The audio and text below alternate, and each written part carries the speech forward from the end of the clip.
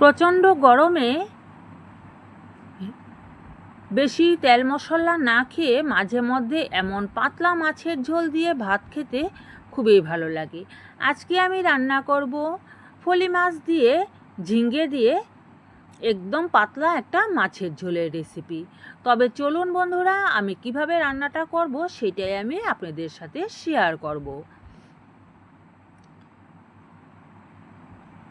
যে কোনো মাছের ঝোলে যদি গরমের সিজনে এভাবে পাতলা করে রান্না করা যায় তবে খেতে খুবই ভালো লাগে। এখানে আমি নিয়েছি ফলি মাছ, কেটে ধুয়ে পরিষ্কার করে নিয়েছি। আর বেশ খানিকটা আমি বড় সাইজের দুটো ঝিঙে এভাবে কেটে নিয়েছি। আর এখানে নিয়ে নিলাম আমি 1.5 চামচ পরিমাণ গোটা জিরে। আর কয়টা ঝাল অনুযায়ী আপনারা আপনাদের ঝাল বুঝিয়ে দেবেন, কেমন ঝাল খাবেন সেই মতে লঙ্কাটা দেবেন। আমি এখানে 4-5টার মতো লঙ্কা নিয়েছি। আর 3টেই ধরতে পারে, মনে করেন 3 পিসের মতো রসুন নিয়েছি। জিরে, কাঁচা লঙ্কা আর রসুনটাকে আমি একসাথে একটা মিহি পেস্ট বানিয়ে নেব।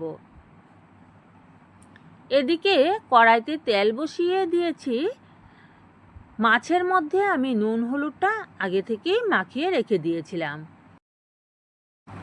ফলি মাছ একটু কাটা থাকে, কিন্তু খেতে কিন্তু মাছের টেস্টটা খুবই ভালো।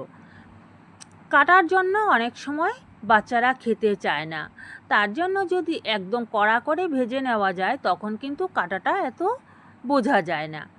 এভাবে একদম কড়া করে মাছগুলোকে আমি ভেজে নিয়েছি। সবগুলো মাছই আমার ভাজা হয়ে গেছে। এই কয়টা ভাজা হলেই হয়ে যাবে। মাছগুলো বেশ ভালো করে একটু ভেজে নিতে হবে। দেখুন মাছগুলো কেমন শক্ত হয়ে গেছে ভাজার পর। সমস্ত মাছগুলোকে নামিয়ে নিয়ে কড়াইতে দিয়ে দিলাম আরও সামান্য একটু সর্ষের তেল। তেল গরম হয়ে যাওয়ার পর দিয়ে দিয়েছি 1/2 চামচ গোটা জিরে আর 2টো তেজপাতা। ঝিঙের মধ্যেও আমি নুন হলুদটা মাখিয়ে রেখে দিয়েছিলাম। তাতে কি হয়, ঝিঙের যে জলটা সেটা বেরিয়ে আসে আগে থেকেই। ঝিঙের জলটা ফেলে দিয়ে আমি ঝিঙ্গেগুলোকে দিয়ে দিলাম এখানে। এবার ঝিঙ্গেগুলোকে আমি একটু ভেজে নেব।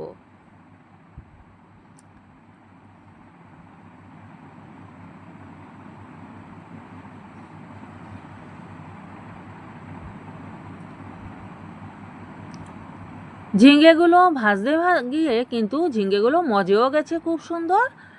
এবার এর মধ্যে দিয়ে দেব আমি জিরে, কাঁচা লঙ্কা আর রসুন একসাথে পেস্ট করে রেখেছিলাম যে, সেই পেস্টটা দিয়ে দিয়েছি। এবারে বাটিটা ধুয়ে সামান্য একটু জলও দিয়ে দিলাম।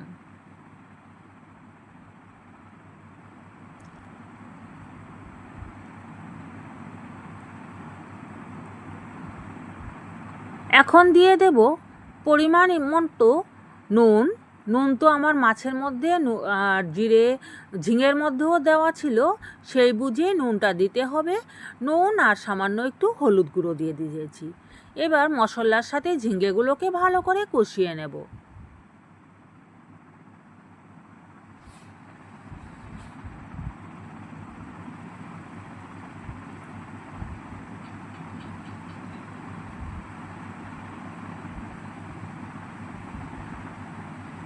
খানিকক্ষণ সময় ঝিঙের সাথে মশলাটা কষিয়ে নেওয়ার পর দিয়ে দিচ্ছি আমি পরিমাণ মতো জল। এবার ঝোলটা ফুটে উঠুক, তারপর আমি দিয়ে দেব ভেজে রাখা মাছ। এতক্ষণ যাবত যে সকল বন্ধুরা আমার রান্নাটি দেখছেন, যদি ভালো লেগে থাকে তবে অবশ্যই আমার চ্যানেলটিকে সাবস্ক্রাইব করে পাশে থাকা বেল নোটিফিকেশনটি অল করে দিয়ে আমার সঙ্গে থেকে যাবেন। আর পুরনো বন্ধুদের জানাই অনেক ধন্যবাদ আর ভালোবাসা এভাবেই সাপোর্ট করার জন্য। এবার ঝোলটা ফুটে উঠেছে। এখন আমি আগে থেকে ভেজে নেওয়া মাছগুলোকে দিয়ে দিচ্ছি এখানে। মাছগুলো দেওয়ার পর বেশিক্ষণ আর সেদ্ধ করার দরকার নেই। মিনিট 5 মতো এটাকে ফুল স্টিমে একটু সেদ্ধ করে নিলেই হয়ে যাবে। আর এই রান্নাটাই কিন্তু আমি গরম মশলা দেই না। গরম মশলা দিলে ফলি মাছের একটা নিজস্ব সুন্দর একটা গন্ধ আছে, সেই গরম মশলা দেওয়ার আর কোনো প্রশ্ন আসে না। এইভাবে ঝিঙে দিয়ে জিরে বাটা দিয়ে ঝোল করলে গরমের মধ্যে খুবই ভালো লাগে খেতে। এবার নামিয়ে নেব। নামিয়ে নেওয়ার আগে 3-4টে কাঁচা লঙ্কা দুভাগ করে কেটে দিয়ে দিলাম। দিয়ে এবার গ্যাসটা অফ করে অল্প সময় ঢাকা দিয়ে রেখে দেব। তারপর আমি একটা বাটিতে তুলে নেব। তবে কেমন লাগলো বন্ধুরা এই গরমে পাতলা জিরে বাটা দিয়ে ফলি মাছের ঝোলের রেসিপিটি? অবশ্যই কমেন্ট করে জানাবেন। আর এই গরমে আমি ফলি মাছ দিয়ে রান্না করেছি, আপনারা যে কোনো অন্য মাছ দিয়েও এইভাবে রান্না করে খেয়ে দেখতে পারেন।